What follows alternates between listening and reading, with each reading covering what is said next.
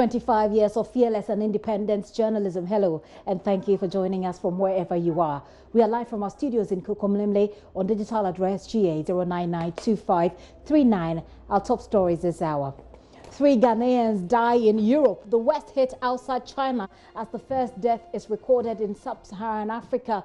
Burkina Faso, also very close to home. We'll tell you what we know.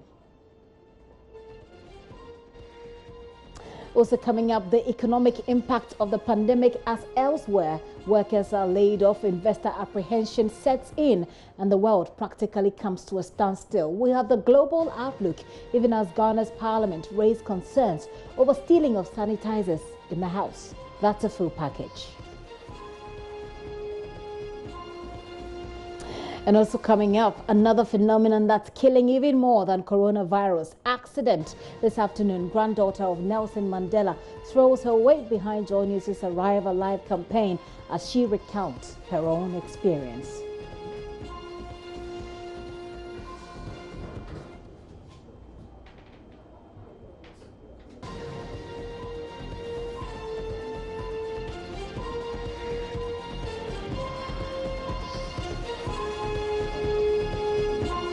Details of that and more as you join us on DSTV 421, GoTV 144, and on YouTube, where we are streaming live. You can drop us a message on our WhatsApp platform 0540109009.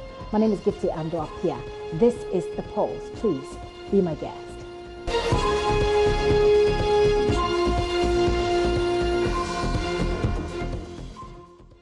We start with other stories apart from coronavirus. The Electoral Commission is set to announce a new date for the compilation of the new voters register. This follows President Akufo-Addo's imposition of a ban on public gatherings and other activities to curb the spread of the coronavirus outbreak. Member of Parliament for South Dine, Roxanne Dafiamepo, however, has issues with the announcement by the EC. Provide registration centers. It is the communities that provide registration centers for the Electoral Commission to register people. So the only thing they do is that when the centers are provided, and because the centers are supposed to be electronically sensitive, that is to have network, the community scout places where it's available. The commission comes to set up. Now, they bring to set up their machines. So if the Electoral Commission now says that they will provide conducive atmosphere, I am struggling to understand what they mean by that. Because from the practical experiences that we have had with the Electoral Commission as stakeholders, they do not provide the environment. They provide the spaces and the environment. That's number one. Number two, the Electoral Commission is failing to tell us when they will open the new date for the registration. And the directive by the executive directive in respect of avoiding small social gathering is in force for the next 4. And I know that there will be a review. And the review could be an extension of another 4 weeks or for 2 weeks. So as the statement from the Electoral Commission, things are in a limbo. But she refuses to accept that things are in a limbo. Well, but that's something that has this pandemic. We all didn't see it coming. So isn't it impossible for them to put a date to this exercise now, considering what's happening? It is the more reason why they should call it off. Are you suggesting then that, the 2020 elections does not come off? Why wouldn't the election come off? Isn't the Electoral Commission capable of conducting a limited registration exercise at a later date, say in August or in September, like they did last year towards the election of the district assembly elections in December 17th last year? Because they conducted a limited registration in September of last year and registered 1.2 million and issued them with EC voter ID cards. There's the compilation of the register from the work group. And the arrangement appears to be running into into natural circumstances. So is it not an opportune time for the Electoral Commission to call it off? There, he also wants the EC to withdraw its push to make the Ghana card and passport the only acceptable identification for the new voters registration. One line amendment that is proposing in the new CI, and that is the regulation 1 of 1091, is requesting that be amended to read that the primary source of documents for identification for purposes of registration in the new window that's going to open will be the passport and the national ID card. And if you do not have any of these, then a registered voter would have been issued with a new voter's ID card who guarantees for a maximum of 10%. These are the amendments questions for. And we find it appalling and unacceptable. So Article 42 of the Constitution is the right to vote. Now, where one has the right to vote, it means you have the right to register if you turn 18 as a Ghanaian and you have sound mind. And implied is the right to vote that you have to be on the voters register and be issued with a certain form of identification, which is the voter's ID card. Now, the Electoral Commission, as recently as September last year, registered 1.2 million Ghanaians who turned 18 or who had not registered before in any general election, and issued them with 1.2 million voters' ID cards, which most of them used to cast their votes in the December 17th district level election. So how can you be saying that just 3 months down the line, you are rendering those cards ineligible in a national exercise of this nature? It is an unconscionable decision to make, and it has no basis in law that a card that was valid last year will suddenly not be valid in the new year. Away from the EC, over the last 2 years, JoyNews has reported on how communities in the Bongo and Kasina Nankana West District of the Upper East region were constructing household latrines to help combat open defecation, following the advocacy work of WaterAid Ghana in those areas.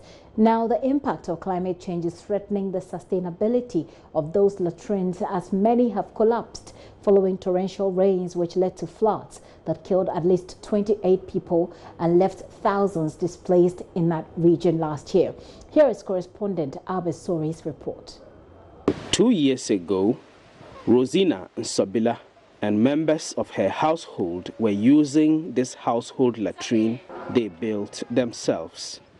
Today, she is standing near a pile of the rubble from what used to be their household latrine. It was during the rainy season time. Because of the rains heavily, I woke up one day and it's like there was some crack mark all over. So I was having in mind that no matter what, it by all means collapse. So one day it was in the afternoon around 12 to 1 when one guy was to enter there. So I hear some sound and I asked him to go here, not to enter there. If not, that maybe it may collapse on him. So when he just moved, no, the thing just came down. This is the Asaloko community in the Bongo district, one of several communities now declared open defecation free following the work of WaterAid Ghana.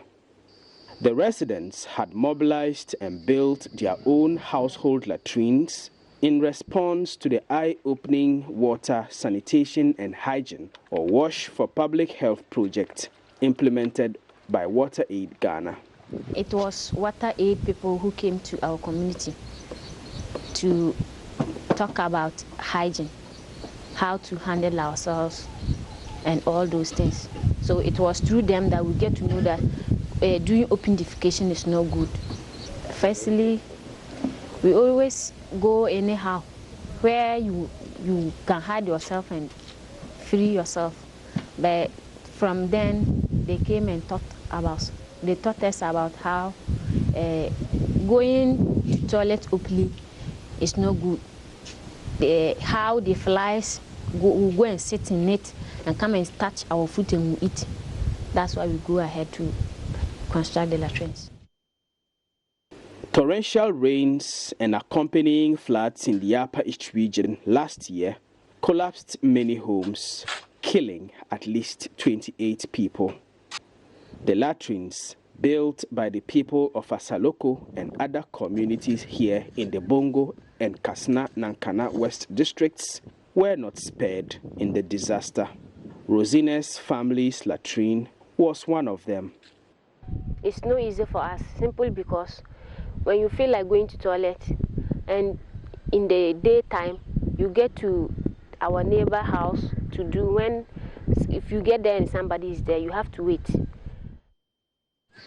Other homes lost their latrines to the floods, including the families of Awene Agoni and Azore Inyaba, who were just looking through the debris of their collapsed latrines at the time of our visit.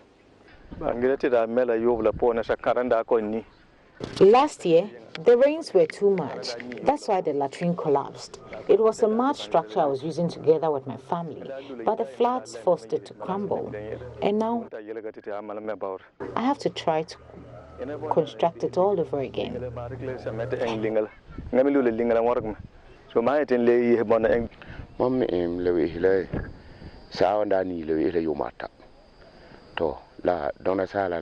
We used our latrine for 3 years before the flood swept it down last year.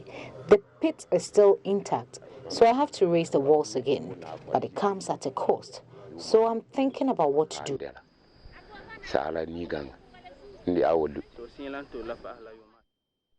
The latrines were built from the meager resources of the community members, who are mostly peasant farmers. WaterAid Ghana and its partners, the Center for Indigenous Knowledge and Organizational Development and the Widows and Orphans Movement, spent several months advocating in the communities on the dangers of open defecation and the need for clean and hygienic surroundings. Latrine artisans were trained in the communities. Their job to help households put up their own latrines. In the field, we do stakeholder engagements. We work with the local government authorities, specifically Bongo District Assembly and Kasna-Nankana West District Assembly. So we hold engagements on all levels, at the district assembly level, at the community level, and meet all stakeholders, including traditional authorities. We talk to them about the projects, the outcome, what we have to do, and the role they have to play. The women were involved in the latrine construction, with female latrine artisans also trained. Soon, the communities embraced the need for a change, and latrines sprang up in almost every household, from Akania to Nakong Saboro in the Kasna-Nankana West District to Asaloko and Aberingabisi in the Bongo District, and several other communities. The time invested and resources spent to do all of this is quite high, although difficult to quantify. Here is WaterAid Country Director, Dr. Abdul Nashiru Mohammed, speaking to journalists after a tour of WaterAid projects in Bongo 2 years ago. We have spent a minimum of 1.6 million Ghana cedis. And in terms of the software, which is training of our healthcare personnel, training health clubs within the schools, training community groups and so on, we've spent a minimum of 400,000 in our staff. So in total, we're looking at a minimum of 2 million Ghana cedis that we have invested so far. But now, because of the impacts of climate change, some of these poor families have to rebuild their latrines all over again. We need help, because if it were to be cement block, I don't think it would have collapsed. But because we use the same mud to do it, that made it to collapse. And if you get cement to mold blocks and rebuild it, I think it will last longer. In the meantime, Rosina, Awene, Azore and their families have to use their neighbors' latrines whenever the need arises. The district chief executive for Bongo, Peter Ayembesa, says the work done by WaterAid in the district is enormous. I think that nationally we should embrace WaterAid, because if you look at water and sanitation issues, our country has been engulfed with sanitation and its related challenges. If we allow WaterAid to operate, give them the necessary support to operate in our country, I believe that Objective 6 of the Sustainable Development Goals would be achieved, because their model of operandum is different. They want to deal head on. They want to deal with the community. All that they want from us is the leadership, to provide the leadership and to provide them with the courage and support, and they will do the rest for us. A total of 174 latrines collapsed out of 432 latrines constructed in the two districts. Fortunately, the provision of mechanized water systems by WaterAid in the communities has saved the people from any major water pollution that last year's floods could have caused. Nonetheless, the destruction of the latrines by last year's floods may well be a signal for resilient water, sanitation and hygiene services to be included in climate change adaptation plans in the future.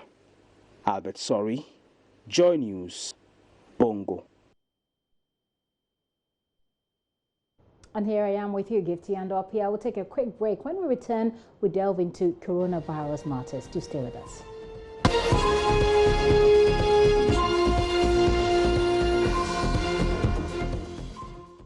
We begin today on coronavirus with updates and the latest information on the outbreak, which continues to batter the world.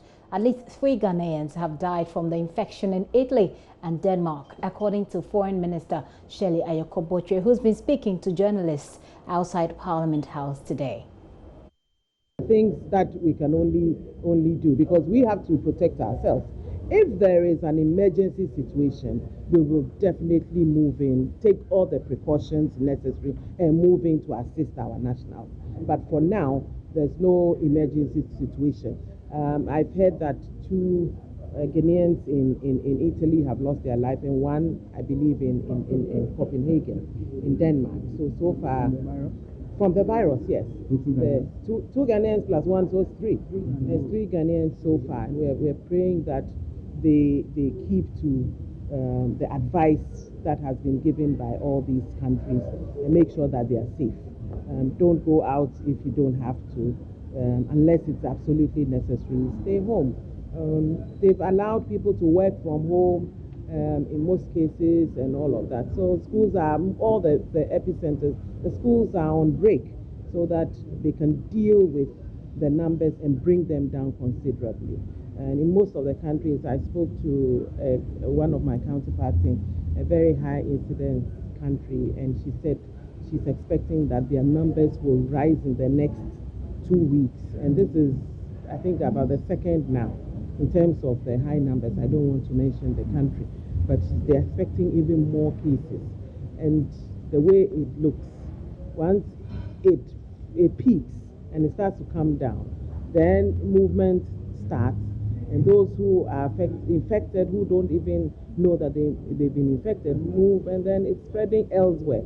So it's like a wave. It's moved from Asia, now it's in Europe. We don't know where it's going to go next. So it's important that we do what we've been able to do and to ensure that our people are safe. Yeah, talking about advice, are you in charge with those offering consular services out there and advising them not to travel back home in the moment? We have actually advised even our officers who have finished their tour of duty and are supposed to come back home, we've asked them to stay on. We've given them a month.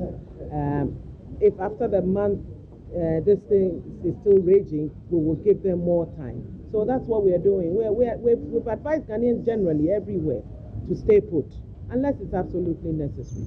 But for our staff who need to come home, we've asked them to stay. Nobody from our ministry is going, because conferences have been cancelled.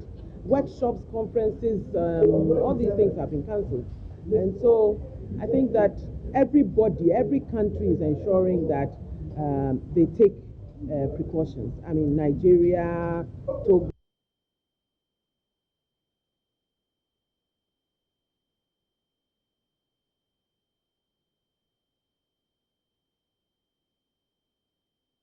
That's Shelley Koboche, the Minister for Foreign Affairs and Regional Integration. Joseph Opoku Gakpo is standing by for us in Parliament, and he will join us with an update. Well, Joseph, you're on air right now. Do tell us, so let's start from what the Minister came to Parliament to do. The Foreign Affairs Minister, she came to, I believe, brief the House on these unfortunate deaths of Ghanaians we've recorded in Italy. No. She wasn't in the House to brief MPs on anything. She's a member of Parliament, right. So she was just within the presence of Parliament, probably attending to parliamentary duty, and then the press engaged her even as she exited. She made a number of disclosures, including the deaths that we reported on earlier, and additionally indicated that one of the things they're encouraging is that all Ghanaians, regardless of the part of the world they find themselves, they should endeavor to exercise a lot of personal hygiene so they don't fall prey. I did put a specific question to her about whether the 3 people who are dead, there are any chances of them having come to the country at any point in time or having had any physical connections with anyone who is currently resident in Ghana, and she indicates that there is nothing of that sort. And so for those who have passed on in Copenhagen, in Denmark, as well as Italy, there is nothing that people here in Ghana should be scared of in that regard, except for the fact that there are Ghanaians who have passed on, and so they are being forced to encourage Ghanaians to take care of themselves, even as they are in countries where there may have been an outbreak or something of that sort. But additionally, she says they wouldn't see a situation of any possible evacuation of Ghanaians, even if they are in the epicenters of where these outbreaks are occurring currently. And I'm wondering, if this was not a briefing meant for the House, has the House heard it about the death of Ghanaians, and what has the response been from there?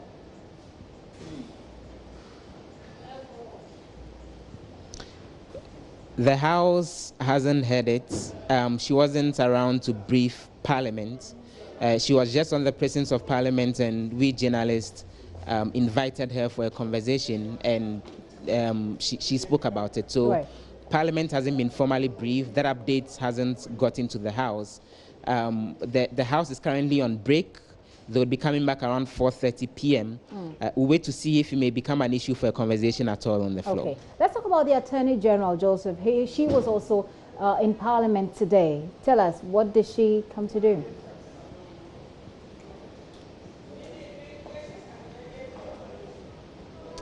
We gather that she is currently still in the presence of Parliament. We actually spotted her on the floor of the House just about 30 minutes ago.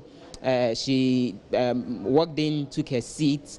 We are not too much clear at the moment the purpose for which she's around, but the details that we gather is that the conversation that's been ongoing for the last 3 days, since the president announced and indicated that there are plans to introduce an emergency legislation to back the measures to deal with the issue of the coronavirus spread. That is possibly what she is around to do. Now, what has happened is, soon after she came in, the sitting on the floor was actually suspended, and the speaker who was presiding then, Jose, also indicated that they are taking a break for like an hour and a half, and then we'll see a situation where when they return after an hour and a half, they would continue with business. He wasn't very specific, but the details that we gather is that it's very likely that she came around with that particular legislation to lay it on the floor of the House and possibly get the Parliament of Ghana to begin a conversation on that. Let me get a quick comment on that. Mahama Yariga is a legal practitioner. He is the Member of Parliament for Boku Central. Well, he's asking me to get my hands off and keep the social distance, even as we begin this particular conversation. But we spotted the Attorney General in the House. The hint we get is that she may be introducing the said emergency legislation with regards to the measures to deal with the coronavirus issues. Your expectations? Well, I mean, we've been waiting to see if the President will act in accordance with the Constitution. So far, the President has acted unconstitutionally, unfortunately, even though the circumstances are such that many are willing to forgive for clear violations of the Constitution. What do you mean by that he's acted unconstitutionally and there have been clear violations of the Constitution? Under the Constitution, there are two ways in which rights of citizens to assemble peacefully, to move around, and etc., which rights have been impinged upon by the declaration made by the President. Under the Constitution, there are two ways in which those rights can be limited or abridged. One is when we pass an act of Parliament restricting rights in the interest of emergencies, protecting the public interest and security and etc. Rights can be limited by acts of Parliament for those purposes, those limited purposes. But also in case of national emergency, state of emergency, when there is a proclamation by the President, then within those periods, rights can be restricted. So in this case, the President did not proclaim a state of emergency and did not publish a gazette to that effect. And so the limitations of rights are not taking place pursuant to a declaration of a state of emergency or proclamation of state of emergency. And at the same time, he is yet to bring a bill to Parliament requesting us to enact limitations to those rights. And yet I hear that the police and law enforcement agencies have begun enforcing the directives of the President. That has happened in Kumasi, for example. We read on my John Line, a pastor has actually been picked up for going ahead with a church service in defiance of the President's order. You think that is unconstitutional and out of place? Is that the point? Definitely it's unconstitutional. Definitely if that pastor goes to court, he will win. If they go to court to prosecute him, the court will definitely set him free. He might even be able to sue the state and get compensated for the violations of his rights. So we all support the emergency measures proclaimed by the President. But we also thought that he will do it in accordance with our Constitution.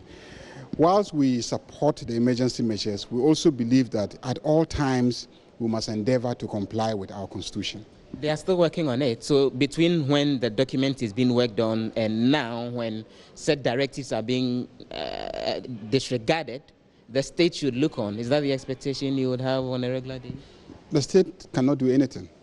The state cannot do anything lawful at this stage. The state cannot retroactively have people punished based on an act of Parliament that we are yet to pass after we have passed it. So as we speak, we all support it. We all urge our people. I have called my constituency. I've called my chiefs. I've called my chief imams. I've called some of my pastors in my constituency, appealing to them to comply with the President's directives because it is also for their own, protection. But also as a legislator and a lawyer and somebody who has sworn an oath to protect the Constitution, I'm saying that so far the President has violated the Constitution. Do you know why it's delayed all this while? The President gave the announcement on Sunday night. We were told it was coming on Monday, it didn't happen. Tuesday, it didn't happen. Now we're expecting it today. Do you, as legislators, do you have the slightest idea how come the document has delayed? I think there's been some confusion within government as to which of the measures they should take. The option of bringing a legislation or proclaiming a state of emergency, and they have vacillated between the two. And that is, I believe, what has caused the delay. First time I heard, my understanding was that they were bringing a proclamation of state of emergency. And, the President could have proclaimed on Sunday, and on Monday he could have published in the Gazette the proclamation. And then, immediately come to Parliament to give us the facts and circumstances warranting the proclamation of the state of emergency. And within 72 hours, which would have been today, we in Parliament would have had to either accept the continuance of the state of emergency or rejected it. Now, they debated that for a while, and then at a certain point, they said, no, let's, pass legislation limiting rights and not go as far as constitutional proclamation of state of emergency.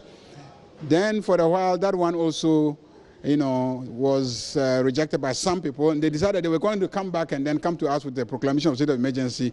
Then again, that one, and then today, you are saying that the AG was here. I saw her in the chamber. We exchanged greetings. I don't know what she came to do. I haven't heard from my leadership. I hope it is the draft legislation. I have been hanging around here for the past 3 days, and you and I have had this discussion where I've been here for the past 3 days waiting to see that bill, and so as a human rights lawyer and advocate, to see to it that all the necessary human rights protections are guaranteed, even as we limit rights in the context of this emergency situation that we find ourselves. So I'm yet to see the bill. We haven't been told that we are taking a short break in order that the bill will be laid. But the bill could have been laid when we were sitting, so that when we took the short adjournment, it could have been distributed to us, and then when we come back, the Speaker can get us to pass it under a certificate of urgency and have it passed. I think generally we all support the process, but we don't support any conduct that violates our Constitution. Many thanks. Mahama Yarega is the Member of Parliament for Boku Central, having that conversation with us on what he says is a breach of the Constitution with regards to the limitation of rights in the light of a non-declaration of a state of emergency, nor an approval from Parliament for the limitation of rights as the President has actually directed. So we're waiting over the next few minutes. By 4:30, the House will resume sitting, and then we'll wait to see what the Attorney General will be doing in the chamber of the House. Certainly, Joseph, and we'll be getting to you as and when we can. But quickly before you go, coronavirus again on Parliament. In Parliament, we've heard the majority leader say some pretty interesting things about the sanitizers installed in there.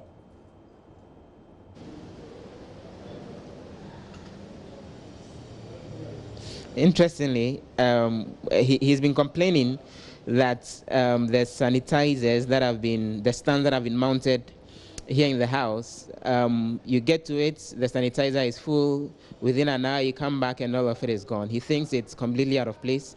People are siphoning it, and he's been warning that those who've been involved in that, the CCTV cameras will be activated, and when they are caught, they'll be named, shamed, and then sanctions and punitive measures would also be applied. And he said it right on the floor of Parliament, and a number of MPs in the background were giggling and virtually making fun of it.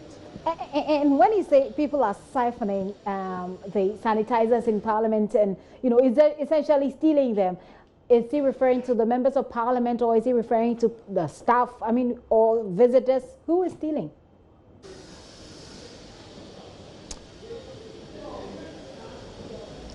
He wasn't specific.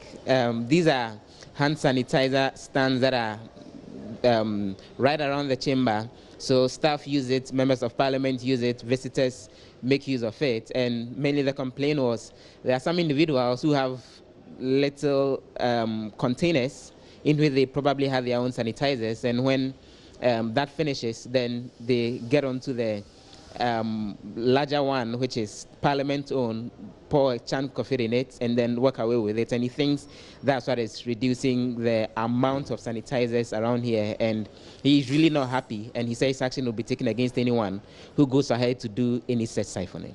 Indeed, sanitizer has become one of the scarce commodities here. Joseph, thank you so much for that update. Joseph Opoku Gakpo is Parliamentary Affairs Correspondent, joining us live from Parliament, where a number of issues have come up. We know that the Attorney General is there. We're not sure what she's really there to do, but we do know that President Akufo-Addo indicated the trigger of an emergency legislation. The hope is, the expectation is that she is there for this, but shortly we will know. Well, in neighboring Burkina Faso, the first coronavirus death has been confirmed. We have that and how other countries are handling the situation around the world. Let's take you to South Africa, where President Cyril Ramaphosa has been giving updates on the situation there. They have recorded 116 cases so far. That's President Ramaphosa there saying what the South African government intends to do to reduce the impact. Well, the impact is all over the place. The impact is multifaceted everywhere. We're looking today at the economic impact of the crisis, and we're focusing on Ghana. I mean, in the United States, we know what the governments are doing.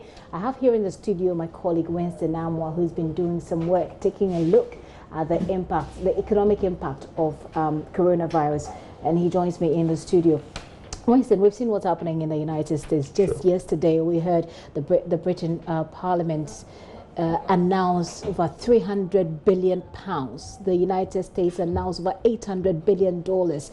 In Germany, they have their own arrangement. Let's look at the general overview of the impact we're looking at here, in terms of the economy. Okay, well, that's globally, if you're looking at the impact now, the United Nations Conference on Trade and Development projects that the impact could be about $2 trillion on the global economy. So that's the cost to the global GDP. That's the total output of the world. Okay, let's try and break it down so people understand. When they put this figure and they say it is the global loss, what exactly does it mean? So globally, you're expecting global economy to grow by a certain percentage. Okay. When global economy grows, it would grow by a certain value. You would calculate that in dollars, or in whichever currency you want to calculate. But for global trade, it's in dollars. Okay. Now, if you look at it, the UN Conference on Trade and Development is projecting that as a result of this, now it's affected trade. And once it affects trade, what it means is that there's going to be possible losses. And they're projecting, also because it's affected petroleum, for instance. You know that fuel prices have gone down drastically by over 50%. I mean, if you look at Ghana, for instance, our benchmark revenue of crude price per barrel of about $58. That's how we budgeted. We said it was going to be about $58. But globally now, it is around $28. Just before I got in the studio, when I checked, it was around $28. So that in itself affects the total global output. And so by GDP, we're looking at the total global output. Okay. And so that in itself could be affected by as much as $2 trillion. $2 trillion worldwide? Worldwide, yes. $2 trillion.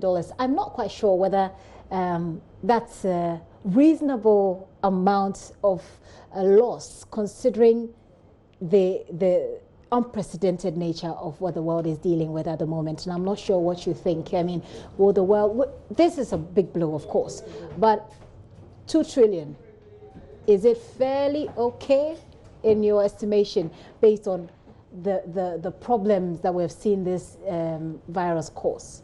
Well, you'd have to break it down to various countries able to determine. Globally, countries will deal with it differently.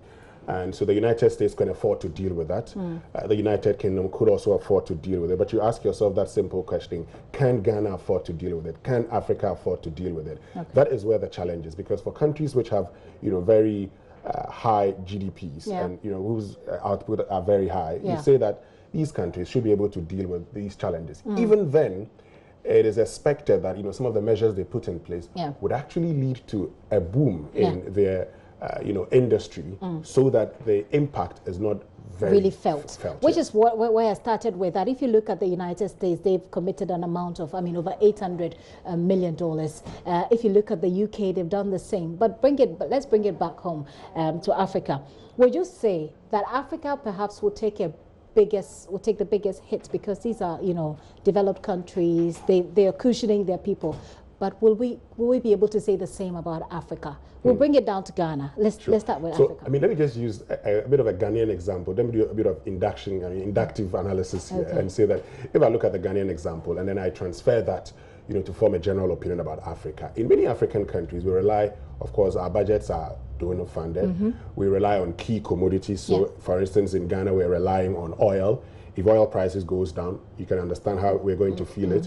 We're also relying on import duties. And so if, the import duties are not forthcoming, then you can understand how we're going to feel. And that's how come the UN Conference for Trade and Development, because we're looking at international trade, for instance, that is going to be hugely affected as a result. You've seen all the bans here and there. And just look at the fact that in 2018, the Ghana Investment Promotion Center, they were able to bring in some foreign direct investment of over $3 billion. And that was a reduction of the 2017 figure. Okay, so how about 2020, when we have coronavirus and we have a ban on, travels by government officials. We've also banned, flights from countries that are affected with over 200 persons or more. So are we going to be expecting people from these areas to come into the country? We can't put figures to it currently. But I mean, if you look at the Ghana Tourism Authority, when their CEO joined us this morning on the Super Morning Show, he's talked about how it is likely to impact them. Their revenue projections will be lost by some 25%. He's beginning to put figures to it. And so you could understand the impact that would feel. Again, let's try and bring it back to Ghana. Again, other countries are putting in some sort of support. You've indicated all the parts where we're making losses. These are major losses that we're making as a country whose budget is donor funded largely.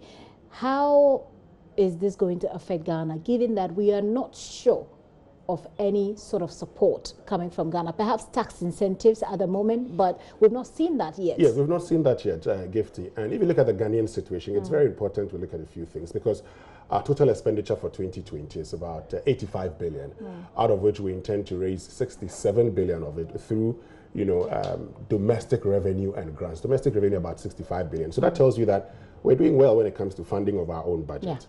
But the finance minister was in Parliament yesterday and he made a few comments. He looked at the fact that he believes that international trade was going to be affected. Let's look at international trade. So we're looking at import duties. If you look at the 2020 budget, the appendix, particularly page 216, just so we check and verify.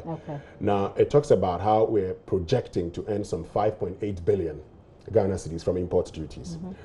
Speaking to some importers, what they tell you is that, well, they've actually sent monies to China and other parts of the world. They're waiting for their goods, and they do not have their goods as we speak. So their monies are locked in those countries. They still do not have goods or their products. Products they're currently selling are products they ordered prior to Christmas. Okay. What that means is that the projected import duties that you're expecting could be affected. And that's something that the finance minister has confirmed in Parliament. So that has been affected?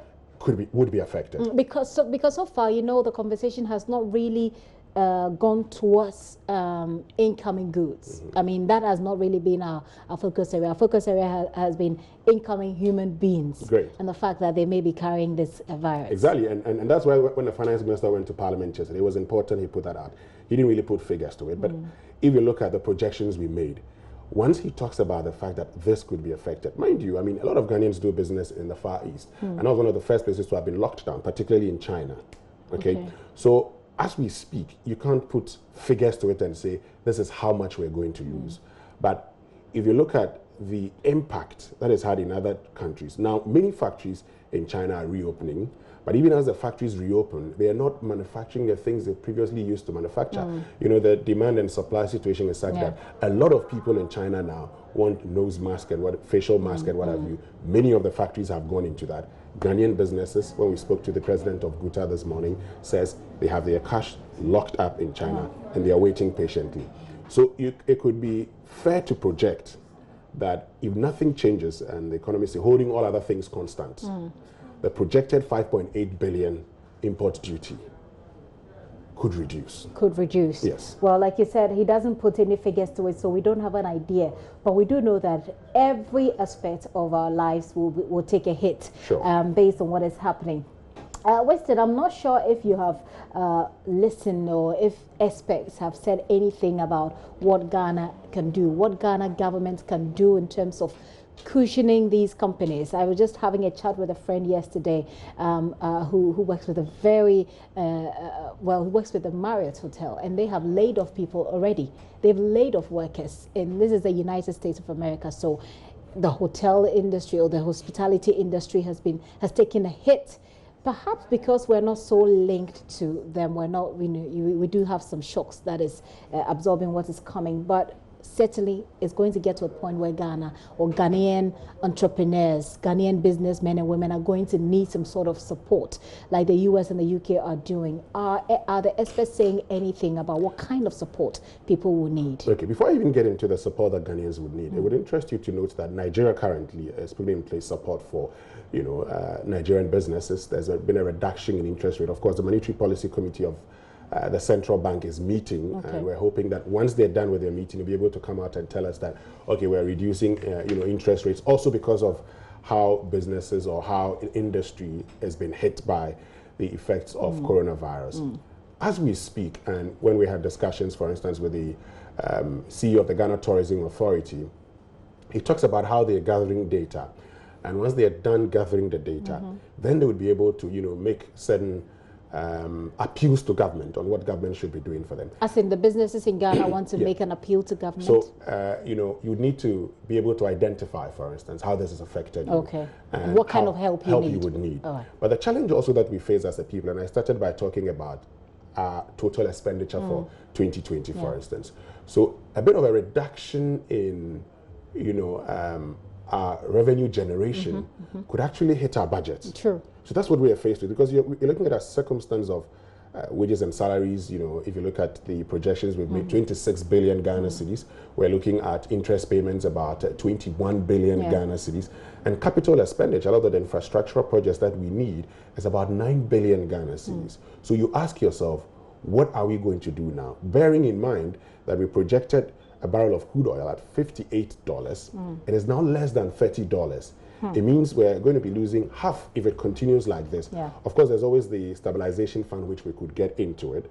But the challenge is that, and as we've seen in previous years in 2015, where we had to look at other forms of taxation in order to cushion the economy by way of generating more revenue. So the Ghanaian situation, the experts will tell you, is a bit dicey. A bit of time. It's a bit dicey because once we're hit this way, it would affect our revenue generation.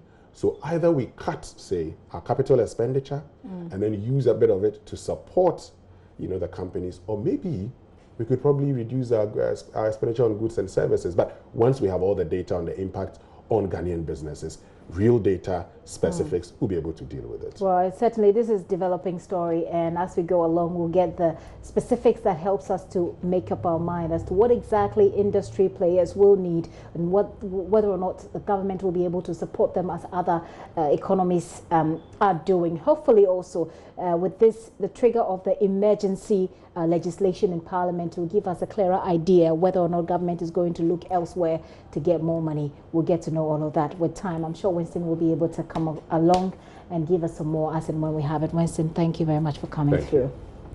Winston Amwa is my colleague here, helping us to understand the global impact, economic impact of coronavirus. We did focus a bit more on Ghana though, because of course that's the right thing to do. But it is linked, Ghana's economy is linked to other economies which are all taking a hit. We'll bring you more updates from across the world. We'll be in Germany. We'll talk to you about Italy. We told you how Ghanaians there have been affected. We have an update on the United Kingdom and also the United States of America. But back home again, because some patients are said to be recovering. Kojo Yangsin is a member of the health desk here at JoyNews, and he's been speaking to the medical director at the Greater Accra Regional Hospital, Dr. Emmanuel Srofenyo. So, well, there it is. That's the isolation center here at the Greater Accra Regional Hospital. Now, Dr. Srof, tell us about this center. What's the capacity? Yeah, unfortunately, this place is a very well-designed center. Each of the patients has its own area of to stay. It's self-containing, and you have your bed. You have the necessary gadgets in the room to monitor you. You have a hand sanitizer. You have your own washroom, your bath, and then your sink where you can wash your hand. Unfortunately, we have the capacity is such that we can take only maximum of 4 persons at a time. So that is one of the drawbacks of this center. It is well designed, and the environment is perfect. The isolation is so good from the main part of the hospital, but the capacity is small. That is 4. How many patients do you have there at the moment? Currently, to the best of my knowledge, about 2 patients are there currently. Okay. Yes. What can you tell us about those patients? Well, they are generally doing well. They are being kept there more for the purposes of isolation to minimize contact with other people. That is the main reason, not that they are particularly sick. No, we are not even giving them any major treatments, but basically for the purpose of isolation, so that they don't contact more people and create more problems. Are they better now than they were when they came in? One of them is better. The other one was not bad when he came and is still like that. One who had a temperature is now far better than she came in. Okay, so that's 1 male, 1 female. Yes. Okay, which of the cases, can you tell us which of the cases the public is aware about that you are keeping here? Actually, we are not allowed to give any details unless it comes from Ghana Health Service headquarters, the headquarters itself, when they feel that there is a critical information that they can give to the public concerning particular patients. They are the ones who are mandated, because we want to avoid confusion in the minds of the public. And so, as you can see, even Ghana Health Service is not the one who is communicating. It's the minister, the Honorable Minister himself, together with the Minister of Information. They are in charge. Well, our job is to gather information sent to the headquarters, and their job is to do the communication. So how many staff do you have looking after the patients you have at the moment? Currently we have 2 nurses there, and they are the disease control officers. They are also around on duty currently. Any doctors? We have doctors too. They are not there physically, but they are on call. They are around. They are around the environment. So at the moment, would you say that they have everything they need to manage these 2 cases? Yes, they have. We have everything we need to manage those 2 cases, but things can easily run out, and so we do know that our superiors within the Ghana Health Service headquarters are working around the clock to get the additional logistics that are needed. Those other logistics that are within the domain of the hospital too, we are also working hard to make sure that those other logistics are provided so that the place will run continuously. What we have been able to achieve so far, for the past 1 week or so, we've been running the place continuously. So at any point in time, there are staffs who are working there, whether we have a patient or not. There are staffs, because we can have a situation where middle of the night, a patient is rushing. Region Hospital, but the Komfo Teaching Hospital, the biggest referral hospital in the northern half of the country, have introduced some tough measures there. They've actually announced it today. What we're learning is that all outpatient department services have been banned. Ohim Interior is there for us, and he joins us live. Hello, Ohim. Good evening. Do tell us how the Komfo Teaching Hospital authorities came by this decision to suspend these services, and how is it playing out when you get to the hospital? What do you see?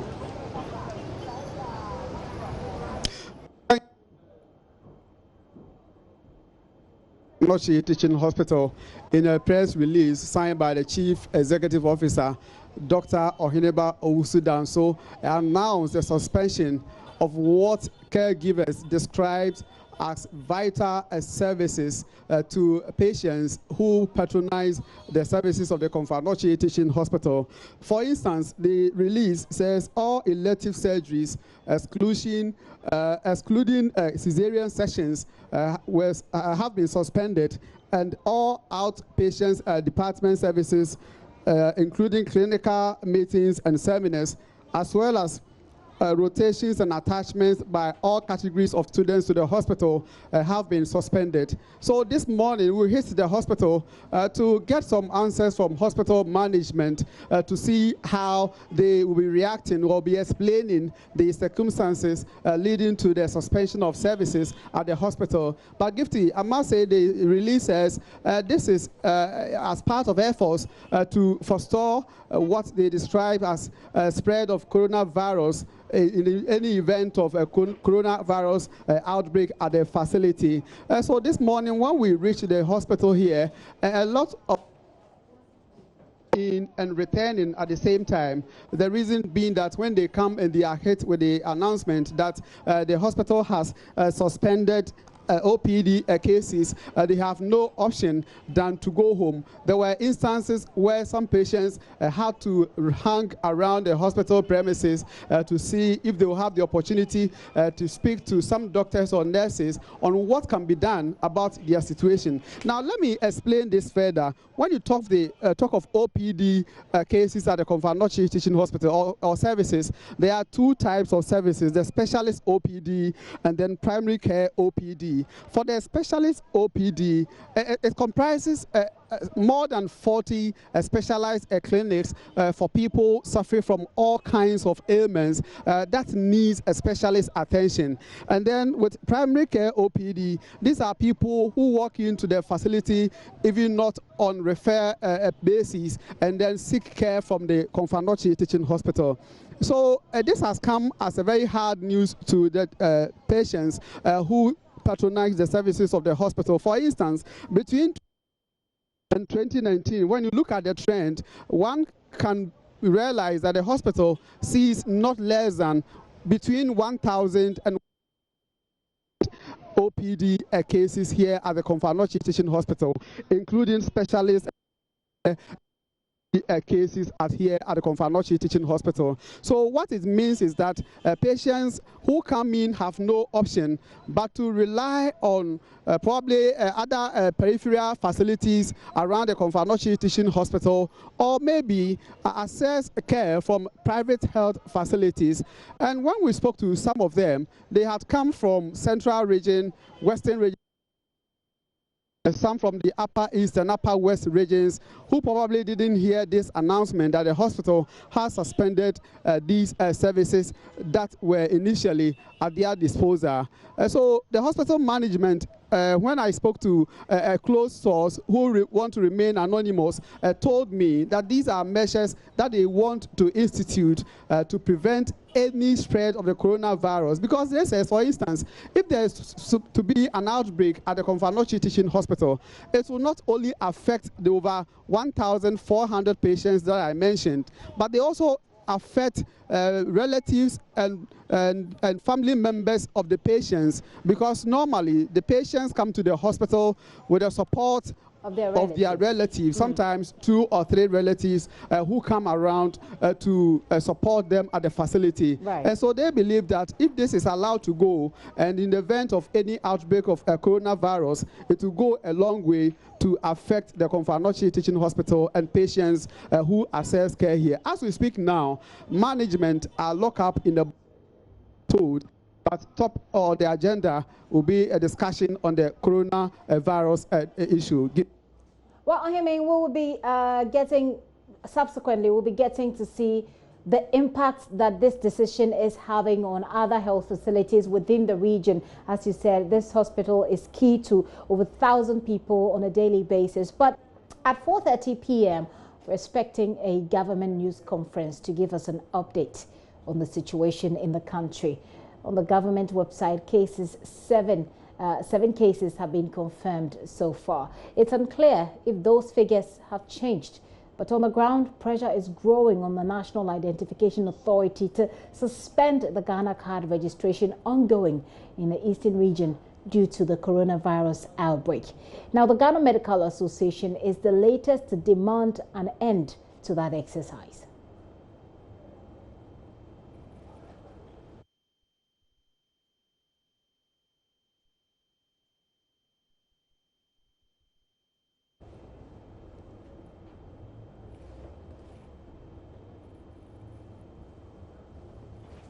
Well, that's a statement from the Ghana Medical Association, and I try and go through the statement for you. It says that the Ghana Medical Association, GMA, having continuously monitored the country's preparations and activities to contain the COVID-19 outbreak in Ghana, do hereby state as follows. Number one, it says that in the interest of public health and safety, the GMA calls on the National Identification Authority to suspend with immediate effect the ongoing mass registration exercise in the Eastern region. It also says that this mass registration exercise defeats the spirit and letter of the directives, especially on mass gathering, issued by His Excellency the President of the Republic of Ghana as part of the measures to combat COVID-19 outbreak in the country. It is the considered view of the GMA that this mass registration activity by the NIA, if allowed to continue, could create a fertile ground for potential spread of COVID-19, endangering the lives of the staff of the NIA, the communities involved in the entire nation in the process. This will undoubtedly be fatal for the country. On the second point, the GMA says that government is also urged to begin enforcement of self-isolation of all Ghanaian citizens and residents returning into Ghana from countries with high disease burden of COVID-19 in accordance with the self-isolation guidelines as issued by the Ghana Health Service. And if you recall, this is on the back of the fact that some Italians were turned away by Ghanaian authorities, but everybody else on that aboard that plane actually was allowed in. On the final point, the GMA says that it is calling on all civil society organizations and corporates Ghana to complement government's efforts at combating COVID-19 in the country. That is a statement signed by Dr. Frank Ankobia, President of GMA, and Dr. Justice Jansen, General Secretary of the GMA. So that's the GMA's position. They want the NIA to suspend the ongoing mass registration program right now. But earlier today, and do this briefly for us, there was an arrest in a church, the Open Arms Ministry Church, that was closed today, with the pastor being arrested for defying the directive by President Akufo-Addo. Give us a brief update on that situation, and then let's call it a day. Yes, Gifty, what we do know is that the head pastor of Open Arms Ministry, located at Kumasi North Centreso, Apostle Kofi Nkansan Sarkodie, also known as Saint Sark, was picked up today by officers from the Regional Criminal Investigations Department to investigate what they believe was to be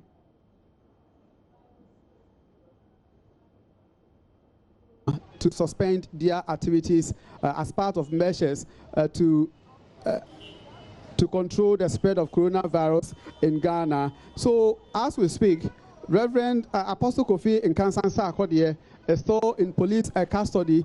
As at the time I was leaving the police station, the police were to get his statement, but some church members of his church has vowed not to comment on the issue until they hear from their leader, and they think that the arrest and possible detention of their leader is illegal, since Apostle Kofi Nkansan Sarkodie did not break any law. As far as they are concerned, the Constitution promulgates the freedom of worship, and that is what they are doing at the time. That is what they were doing at the time Reverend Kofi Nkansan Sarkodie was picked up.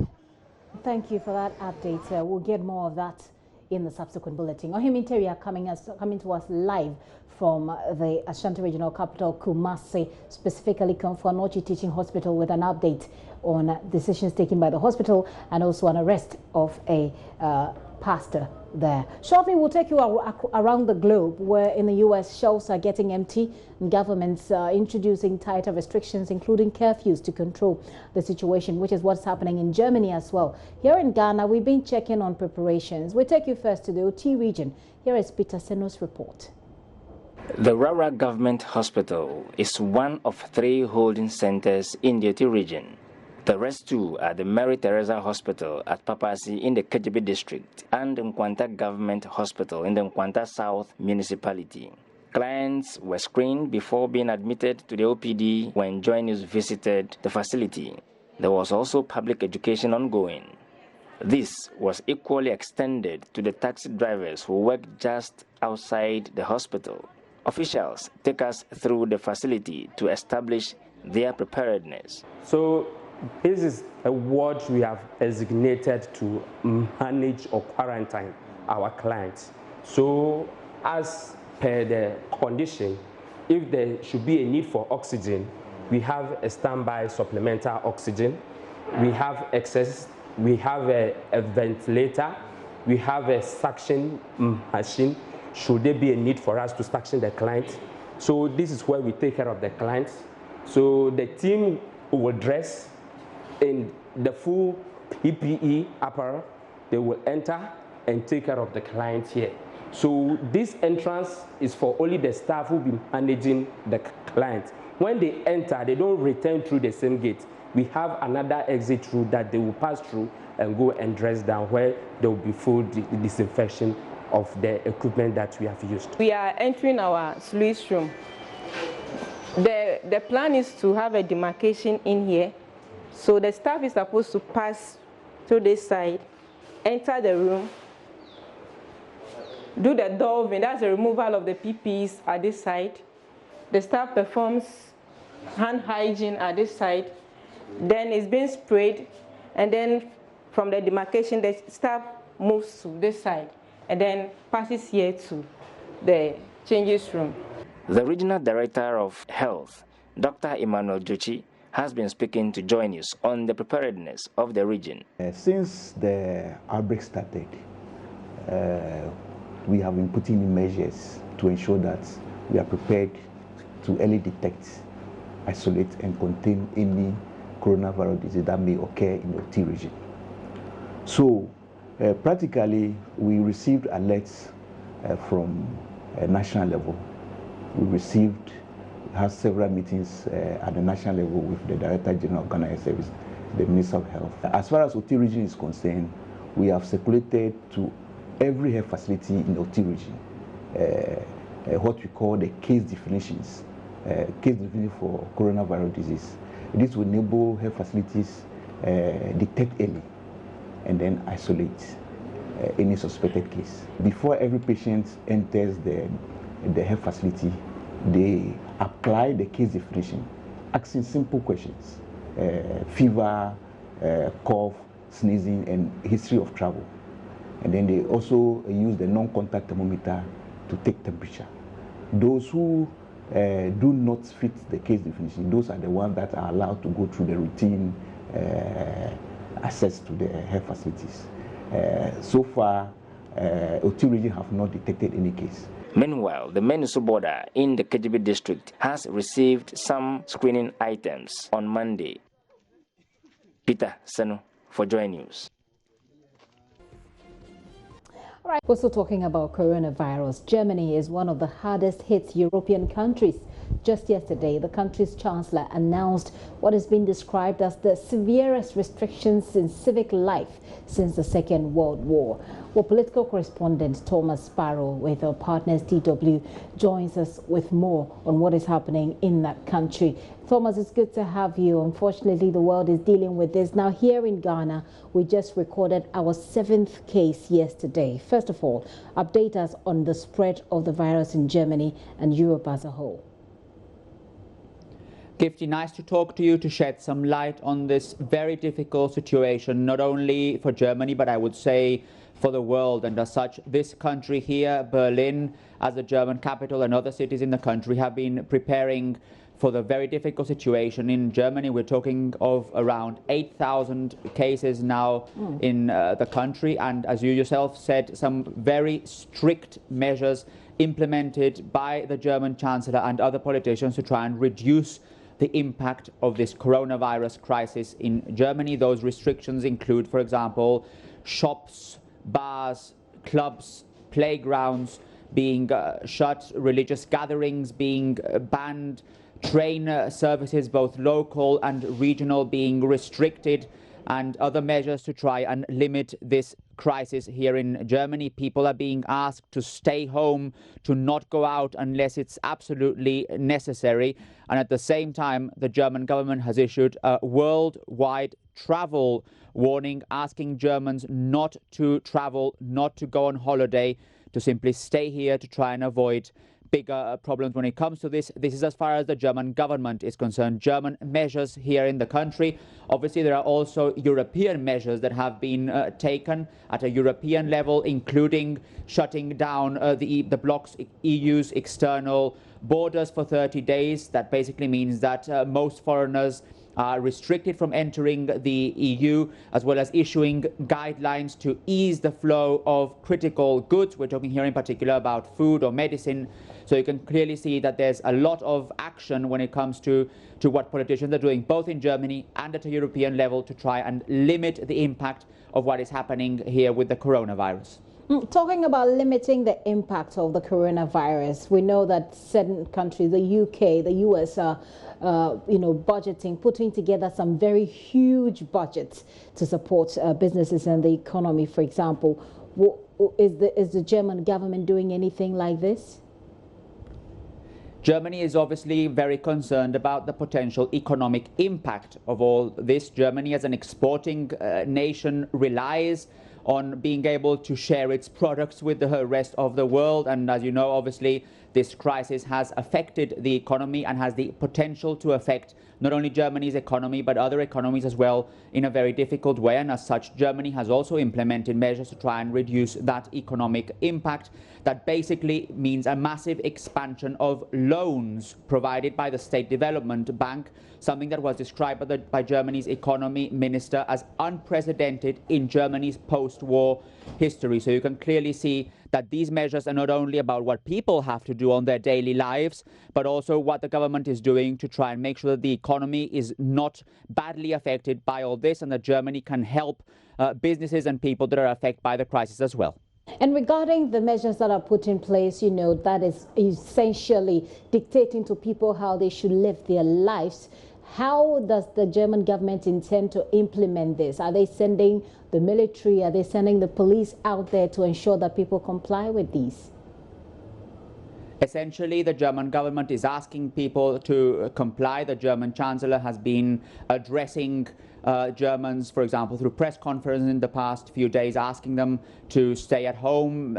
I don't think they are going to actually enforce that, asking every single person to stay at home. There is a possibility of, for example, fining people if they leave their restaurants or their shops open. But as such, I think the most important element what German authorities are doing is asking people to comply and making sure that the risks and the warnings are actually available to everyone, and that everyone actually knows what is at stake here. And this is something that you not only hear from the German government at the highest level, but also from local politicians or regional politicians, explaining to people what is at stake here and how they can actually help to limit the spread of the coronavirus. Again, it's not something only for politicians to deal with. It's something for everyone to deal in their communities, in their cities, in their towns.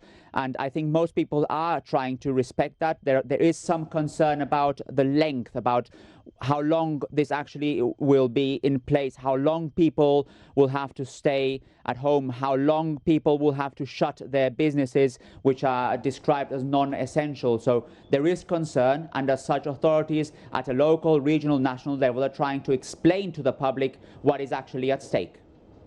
So explaining to the public what is actually at stake here in Ghana, what we're doing is that, schools are on break. Schools have been asked to go on break for at least 4 weeks.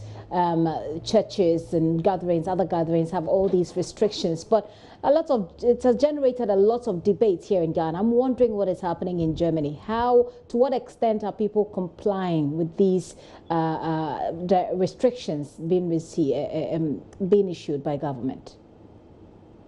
You mentioned an important point here. Schools and universities have also been closed, been postponed for the time being. Again, Germans are being asked not to leave their homes, not to travel abroad. And there's also another measure put in place by the German government to try and bring back or repatriate all the German tourists that are abroad and that have been left stranded because of restrictions around the world when it comes to air travel. So there's a big project here from the German government to also try and bring back some of those Germans that are still abroad and that can't get home with their tickets as they had bought them in the first place.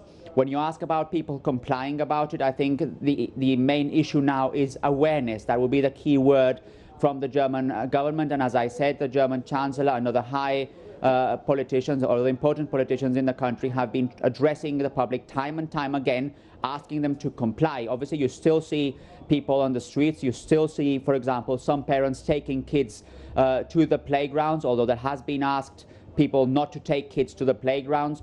But in general, I think a majority of Germans are very much aware of what's at stake here, are very much aware of what the risks are, and are very much aware that they also have to play a part in trying to limit this spread of the coronavirus. By the way, the main institution here in Germany presenting statistics or advice to the German public, an institute called the Robert Koch Institute, has raised the risk level to Germans from moderate to high.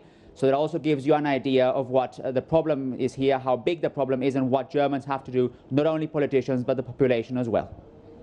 Interesting times ahead, and certainly we will stay afloat in spite of all that's happening. Thomas, thank you so much for that update and analysis. Thomas Sparrow is political correspondent with our partners DW. He joined us all the way from Berlin in Germany, which is one of the, like I indicated earlier, countries in Europe which has been hardly hit. As you heard Thomas say, the risk level has been lifted from moderate to high in Germany. Wherever you are, do stay protected.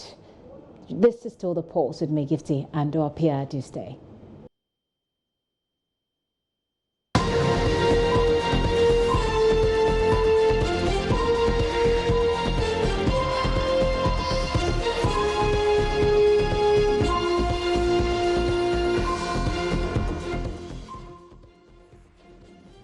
All right, so we're still talking about the COVID-19. Right now, I want to give you we're giving you the global overview, like I said. You've heard from Germany. So let's take a look at the figures and how it's panning out in other parts of the country.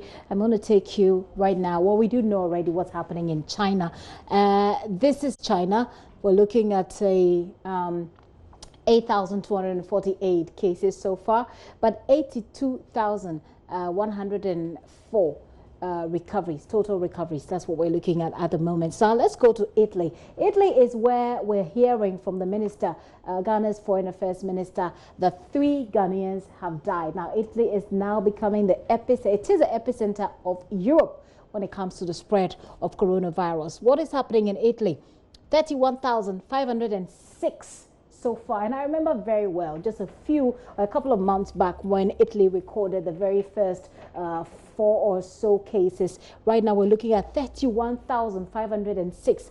Well, then what's the details? In Italy, we're looking at 2,503 deaths. Now, 2,503 people have died. Now, that 3 represents people that you may know or people who come from this country, perhaps even more.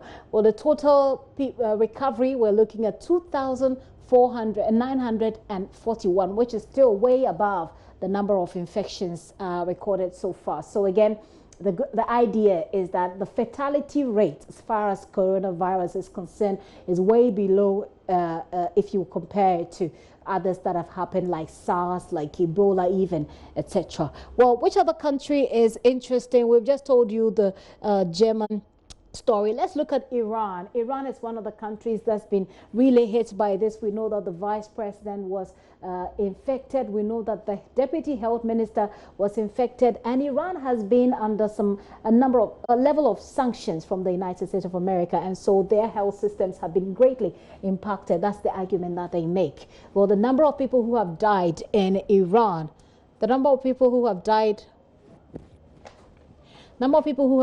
Iran is 1,135, but 5,389 people have recovered, which is a good thing, by the way. Let's take a look at African countries. Well, as we wrap up, what is happening in Africa? We heard this afternoon that the first sub-Saharan death has been recorded in Burkina Faso, which is just a stone throw away, if you like, from Ghana. But we'll be checking out our borders again here on JoyNews. We bring you updates on what's happening at our borders and the measures we're putting in place there. This is Burkina Faso for you. So far, we only know that there have been 20 confirmed cases. And like I said, Burkina Faso is really close, very, very close home. 1 person died this afternoon. We still bring you details in our subsequent bulletins. Wherever you are, you want to take care of yourself. Now, the outbreak in Ghana now puts us in a situation where the country must be on alert at every level, examining each and every move that we make. I'm going to take a break now, but when I return, we'll do some more on coronavirus. Do stay with us.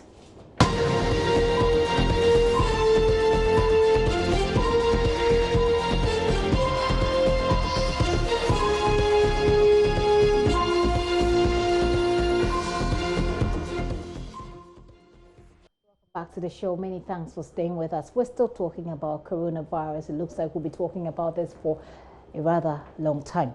Well, the outbreak in Ghana, like I said, now puts us in a situation where the country must be on alert at every level, examining each person to be sure that we are able to identify anyone that has the virus so we can halt the spread. So will this be possible?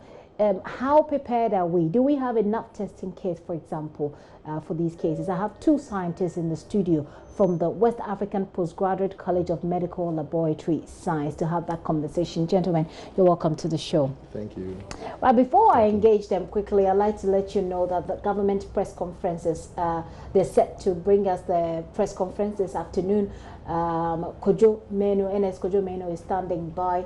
We can bring you live visuals from that location right now.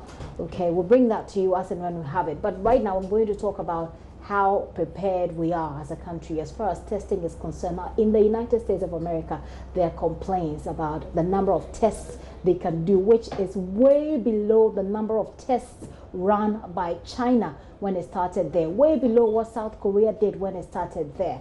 What is our own story and how can we beef it up? So you have this press release here, which I'm looking at the moment.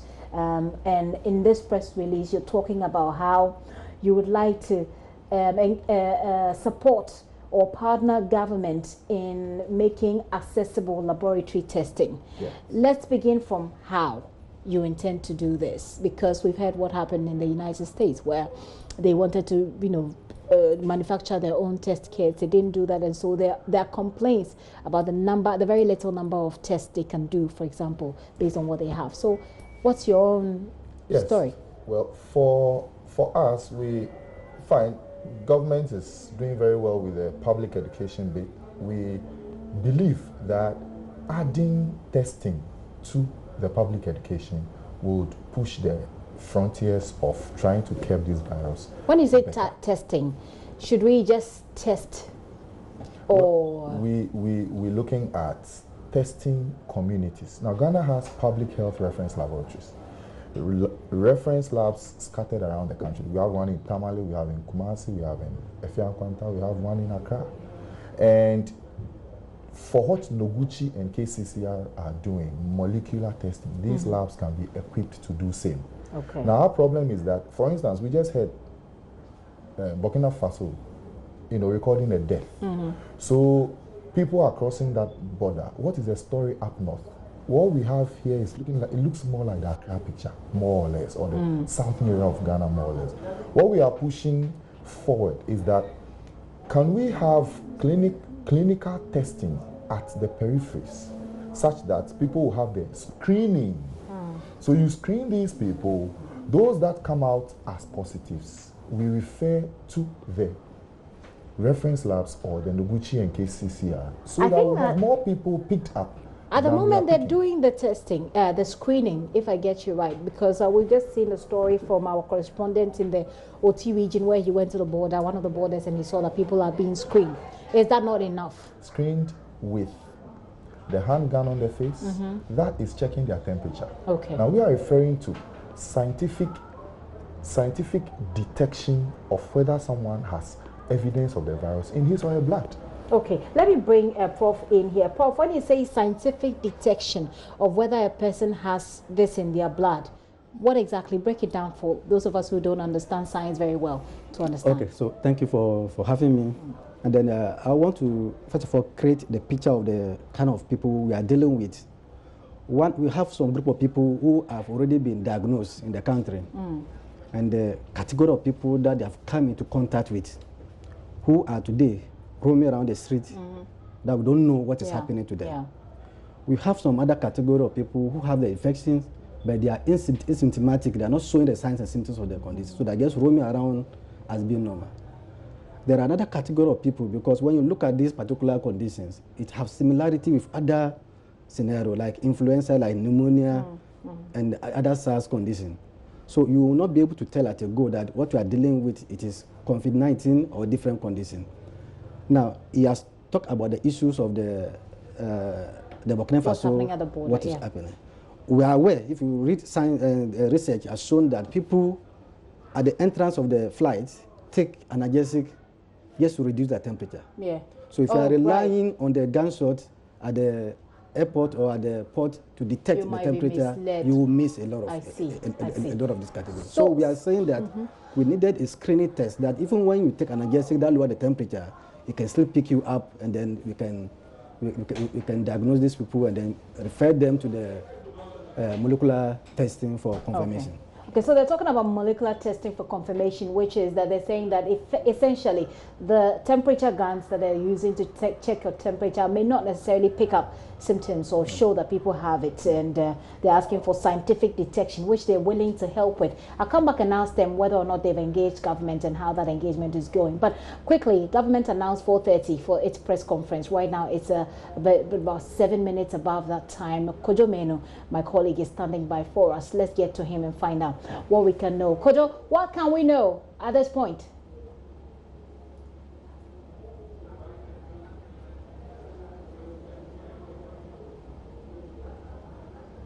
Hello, Ernest.